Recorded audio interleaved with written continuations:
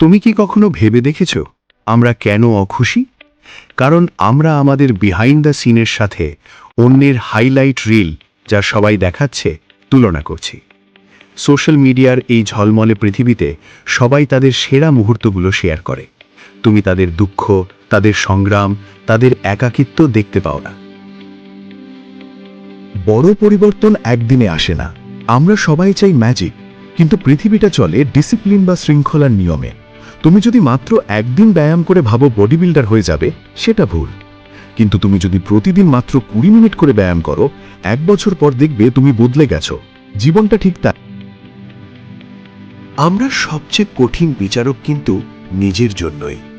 দিনের শেষে যখন আমরা একা থাকি, তখন নিজের ভুলগুলোর তালিকা নিয়ে বসে পড়ি। আমি এটা পারলাম না, আমার দ্বারা হবে না, সবাই আমাকে নিয়ে হাসবে।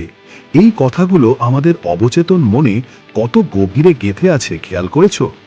মনে রাখবে, তোমার মাথায় যে কণ্ঠস্বরটি তোমাকে ছোট করার চেষ্টা করছে, সেটি আসলে তোমার নিজের কণ্ঠস্বর নয়, এটি তোমার অতীতের ভয়। আমরা প্রায়ই বলি, সবকিছু ঠিকঠাক হোক তারপর শুরু করব, টাকা একটু জমুক তারপর ব্যবসা শুরু করব, মনটা একটু ভালো হোক তারপর ব্যায়াম শুরু করব। শোনো, পৃথিবীটা কখনোই পারফেক্ট হবে না, পরিস্থিতি কখনোই তোমার 100% মনের মতো হবে না। ক্লান্ত, হতাশ, মনে হচ্ছে সব ছেড়ে দিই।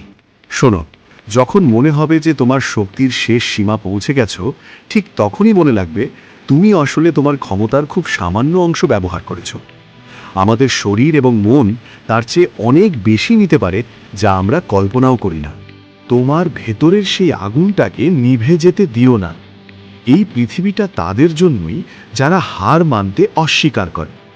তুমি তোমার গল্পের নায়ক, আর নায়কের গল্পে হার বলে কিছু নেই।